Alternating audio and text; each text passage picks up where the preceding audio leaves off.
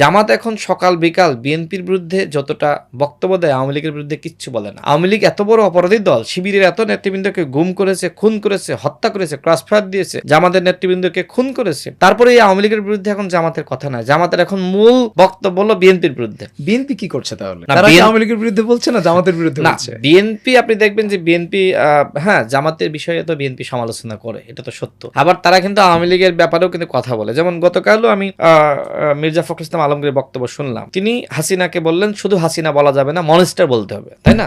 জামাতের আমিরের একটা বক্তব্য দেখান তো। তিনি বরং এই গণঅভ্যুত্থানের পরে বলেছেন যে আমরা আওয়ামী লীগকে ক্ষমা করে দিয়েছি।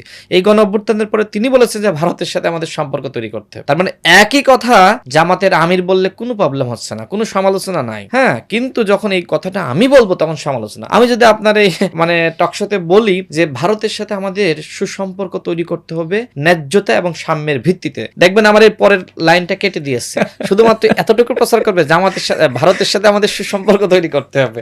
তো আমি এই জন্যই বলছি যে একই কথা আপনার যখন জামাতের আমির বলছে, হ্যাঁ, তখন সমালোচনা হচ্ছে না। মানে ফেসবুকটা আমার কাছে মনে হয় জামাতের অনেকটা নিয়ন্ত্রণ এবং শিবিরের নিয়ন্ত্রণ, এবং আমি যতটুকু জানি জামাত শিবিরের ওই ধরনের রিসার্চ টিম রয়েছে, ফেসবুকে কমেন্ট করা বা আপনার হচ্ছে এ ধরনের আপনার বিভিন্নভাবে শেয়ার করা, লাইক দেওয়া, যেটা এই ক্ষেত্রে আবার এই বিএনপি অনেকটা পিছিয়ে রয়েছে।